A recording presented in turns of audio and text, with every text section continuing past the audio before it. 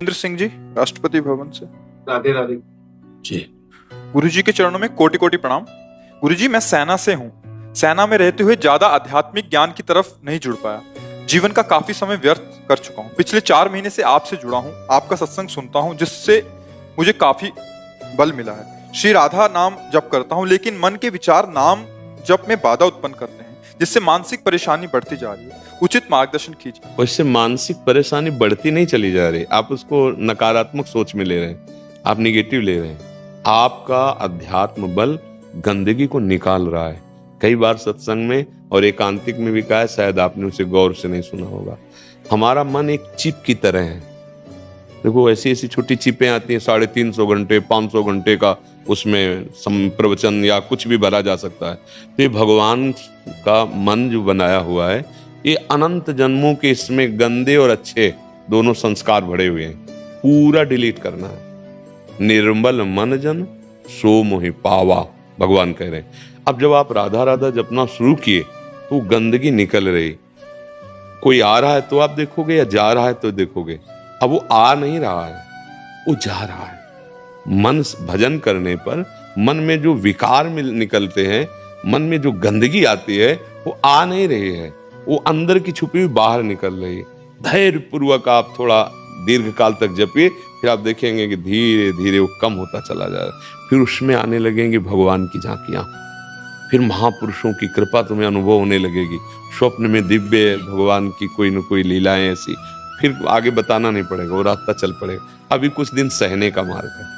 देखो, एक कच्ची मटकी होती है, बड़ी सुंदर प्रक्रिया है, साधक के लिए बहुत अनुकरणीय है। मिट्टी कुम्हार खोद के लाता है, इसके बाद उसकी बहुत पिटाई करता है। अगर इतनी मिट्टी भी कहीं कड़ी रह गई तो वहीं से मटकी पानी देने लगेगी, वहीं से रिस होने लगी, खाली हो जाएगी मटकी। वो एक छोटी सी सरसों के समान भी कड़ी मिट्टी नहीं रहने देता। कूट के, फिर जल डाल के, फिर पैरों से हाथों से गूंद गूंद कर उसे एकदम मलाई जैसा कर देता है। फिर चाक पे चढ़ाता है, फिर जैसा चाहता वैसा आकार देता है उस मिट्टी का। फिर भी नहीं बख्शा गया, अब उसे धूप में रख के तपाया गया। फिर भी नहीं बख्शा गया, उसको आवे पे रख के जलाया गया। तब वो मटकी जब परिपक्व हो गई तो बाजार में ऐसे रख के बजा के दिखा रहा है, लो कुछ भी रस भर दो, अब ये न फटेगी और न चुएगी। अगर वो धूप में सेकने के बाद उसमें 1 लोटा पानी डाल दो तो पूरी मटकी फैल जाएगी। एक द्रवित पदार्थ रखने के लिए कुम्हार ने मिट्टी को किस तरह से इस योग्य बनाया, ऐसे ही सदगुरु, संत या भगवान जब इस प्रेम रस को, भगवत रस को रखने की, तो अब तो जलना तो है ही ना, तभी तो परिपक्व होगा। वो पाप नष्ट होंगे जो हमने किए, जो अनर्थ अनंत जन्मों के, वो नष्ट। धैर्यवान बनो। ये जलन शीतलता की तरफ ले जा रही है, और जो भोगों की जलन वो ज्वाला की तरफ ले जा रही। जलत ज्वाला ज्वाला, न जाने कितनी कामनाएं ऐसी हमने गंदी की है। अब उनको पावन करने के लिए नाम जब कर रहे तो थोड़ा धैर्यवान बने। देखो, आराम से समझो, आपके शरीर में कोई रोग हुआ, हाथों पे कोई रोग है या कहीं, आप ऑपरेशन करवाने के लिए डॉक्टर के पास जाते हैं, जानते हैं भयानक दुख होगा, महीनों बिस्तर में पड़े रहेंगे, पता है। डॉक्टर को पैसा देते हैं, अच्छे डॉक्टर का वर्ण करते हैं, विनय करते हैं, आप अच्छे से ऑपरेशन कर दीजिए। ऑपरेशन तो फाड़ा जाएगा, इसके बाद वो सिला जाएगा, महीनों उसका कष्ट। लेकिन आपको कष्ट होगा पर दुख नहीं। समझना, कष्ट और दुख में अंतर है। एक डिप्रेशन में पहुंच जाना, व्यथा हो जाना, उसे दुख कहते हैं, और कष्ट पीड़ा हो जाना। लेकिन आपको पता है 1 महीने बाद मैं बिल्कुल फ्रेश हो जाऊंगा, ठीक हो जाऊंगा, समझ रहे ना। तो आप जानबूझकर पैसा देते हैं, ऑपरेशन करवाते हैं, आप महीनों बिस्तर पर रहते हैं, लेकिन आपको लगता है अब दुख निवृत्ति हो गई। वो अगर बना रहता तो बहुत कष्ट देता। तो ऐसे ही अनंत जन्मों के पाप नष्ट हो रहे हैं बिना पैसा दिए और बिना ऑपरेशन के।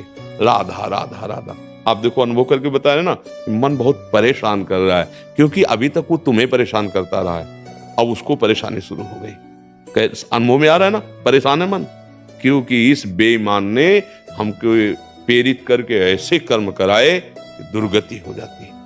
अब उन कर्मों की धुलाई हो रही, सफाई। जैसे ऑपरेशन हो रहा है ना, पीड़ा होती है पर दुख नहीं, दुख नहीं होना चाहिए।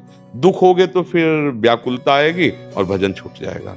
और इसका तो इतना प्रबल है कि जब आप ठीक से भजन करेंगे ना, तो ये आपको प्रेरित करेगा किसी तरह तुम कोई गंदी हरकत करो। पक्का कि जैसे किसी को जल में डुबो ना तो सांस के लिए व्याकुल होता है, ऐसे ही मन विषय के लिए व्याकुल होता है। पर गुरुजनों के वचन शास्त्र, नहीं नहीं, राधा राधा राधा राधा, वो जल गया, शांत हुआ। अब दूसरी वृत्ति आई, महायुद्ध है, छोटा मोटा नहीं है, जीवन मुक्त होना महायुद्ध है। और इस युद्ध में किसी का सहयोग नहीं, सिर्फ आप अपने आप से। संत महात्माओं के वचन, अच्छा मान लो हम आपको समझा रहे, ना समझे, अभी बाहर निकले, खत्म खेल।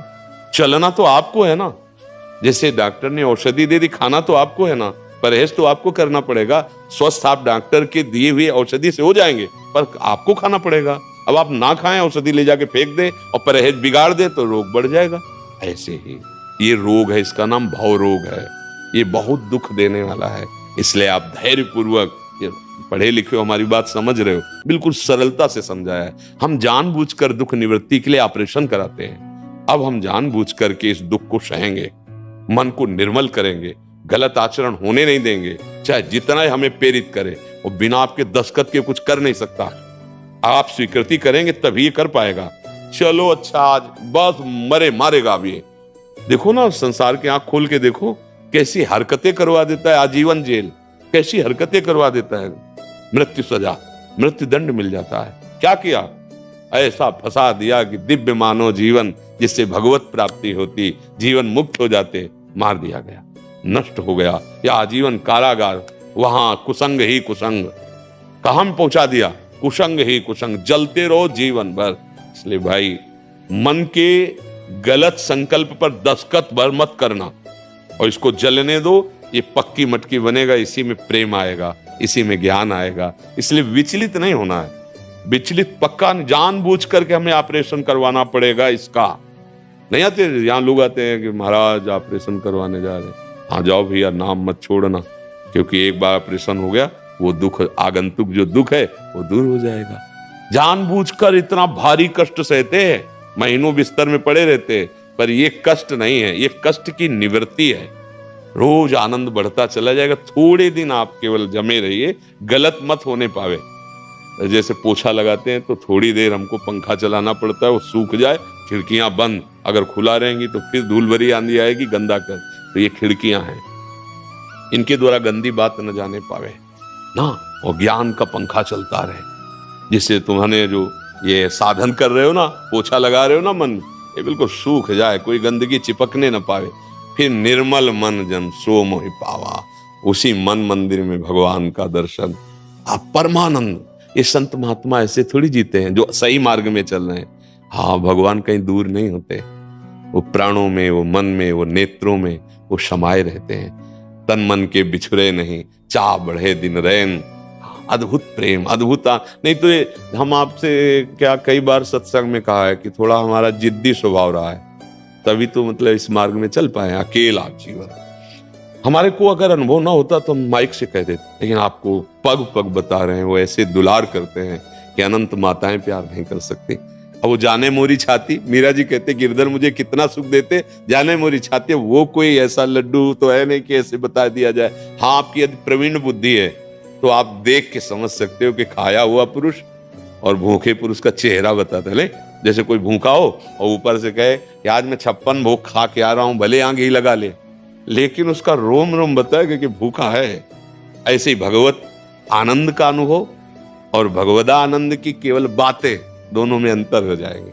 जो ब्रह्मानुभूति भगवदानंद है, दर्शन और संभाषण मात्र से एक आकर्षण, एक जीवन का बदलाव, एक जीवन की वो दिव्यता जो कहीं नहीं मिली, बस वाणी मात्र से अनुभव, दर्शन मात्र से आने लगेगी। छका हुआ पुरुष अपने आप समझ में आता है। हाँ, ये लब्ध्वा पुमान सिद्धो भवति, अमृतो भवति, तृप्तो भवति। परम तृप्ति, परम आनंद, अब कछुनाथ न चाहिए मोरे। तो वही आपके अंदर आत्म तत्व है, वही पांच भौतिक शरीर आपके अंदर। बस डटे रहिए। देखो, आप सूरवीर योद्धा हो, अगर हमारे सैनिक विभाग में रहे हो तो प्राणों की बाजी लगा के खड़े रहना पड़ता है। कहां से कब कौन कुछ पता नहीं। ड्यूटी में गए, लौट के वापस आओगे कि नहीं आएंगे पता नहीं ना। तो आप तो योद्धा हैं, इधर भी आप देखिए, इधर तो अमरत्व है, मृत्यु है ही नहीं। अभी राधा बोला और शरीर छूट गया तो आप भगवान को प्राप्त होंगे। भले सब गंदा है, लेकिन उनका सिद्धांत है अंतिम समय जो स्मरण होगा वही। और इसीलिए कहते हैं हर श्वास राधा राधा राधा। डरना तो है नहीं। भगवान कहते हैं मेरे भक्त अगर कभी भ्रष्ट हो जाए, मान लो भगवत प्राप्ति नहीं हुई, तो वो बादलों की तरह छिन्न भिन्न नहीं हो जाते कि वायु वायु सब छिन्न भिन्न कर दिया। नहीं, उनको फिर जन्म मिलता है श्रीवान कुलवान ऐश्वर्यवानों के यहाँ, और फिर वहां उसकी भक्ति पुष्ट होती है। जिन विषयों के आकर्षण से वो गिरा था बहुतायत उस विषय की होती है, और उससे वैराग्य हो जाता है, और ऐसा उसको संयोग मिलता है कि वो पूरा भजन करके फिर भगवत प्राप्त हो जाता है। मुझे लगता है कि हम धोखा क्यों करें, इसी जन्म में क्यों ना प्राप्त करें, आगे को क्यों रखें। इतने भोग तो भोग ही लिए, किसमें स्वाद है। बस अब समझाना है मन को। देख लो केवल झूठे में जीवन नष्ट हो रहा है, कोई हाथ नहीं लगा। क्या हाथ लगा? अगर जिस विषय की तरफ देखो वैसे ही भूख बनी हुई है। नहीं बनी हुई, सच्ची बताना, वैसे ही बनी हुई है, वैसे ही नवीन चाह बनी हुई। मतलब मुझे धोखे में फंसा के मन जीवन नष्ट कर रहा है। अब समझ जाओ, उचित धर्म विषयों का सेवन करो शरीर यात्रा के लिए, और जो कष्ट आवे बाहरी आंतरिक उसे सहना सीखो। बस स्थिति आने लगेगी, अंदर वास्तविक स्थिति आने लगेगी। हमें बहुत अच्छा लगता है जैसे आप राष्ट्र सैनिक रहे और फिर भगवत मार्ग में। अच्छा, जीवन का लाभ यही है, जीवन का लाभ यही है। जैसी भी परिस्थिति हो डट के लड़ना सीखो। ये कायरता जो बैठ गई ना अंदर, यही नष्ट की है। अरे यार तुम तो क्या हो, एक क्षण में शरीर छोड़ने के लिए सैनिक तैयार है, केवल राष्ट्र के प्रति समर्पण है थोड़ा। आप देखो राष्ट्र के प्रति समर्पण पक्का उसे पता है। अब युद्ध में क्या है, चिथड़े उड़ जाएंगे पता है उसको, लेकिन कदम पीछे थोड़ी हटाता है, दौड़ करके आगे शत्रु का गला उतारने की कोशिश करता है। तो वो भगवत मार्ग में अगर चले तो डरना क्या है। यहां तो अमरत्व है, हर कदम पे अमरत्व है, मृत्यु तो है ही नहीं। ये तो अमर मार्ग है ना, मृत्युर्मा अमृतम गमय है ना ये मार्ग।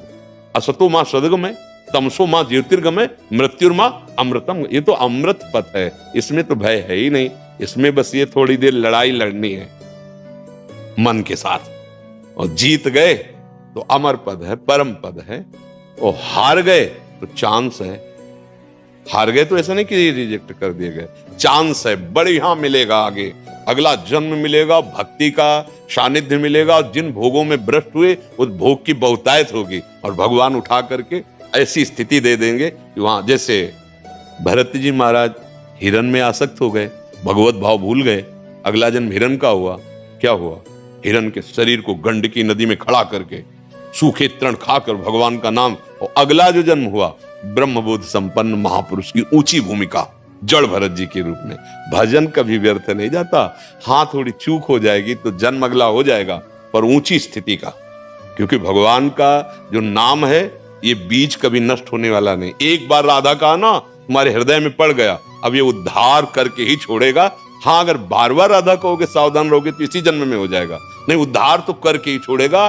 भक्ति बीज पलटे नहीं, जो जुग जाए अनंत, चाहे अनंत युग बीतित हो जाए, वो नाम नष्ट होने वाला नहीं है। ऊंच नीच कुल उपजे होए संत को संत, वो एक दिन महापुरुष बन जाएगा, क्योंकि उसके अंदर नाम गया है। समझ पा रहे आप?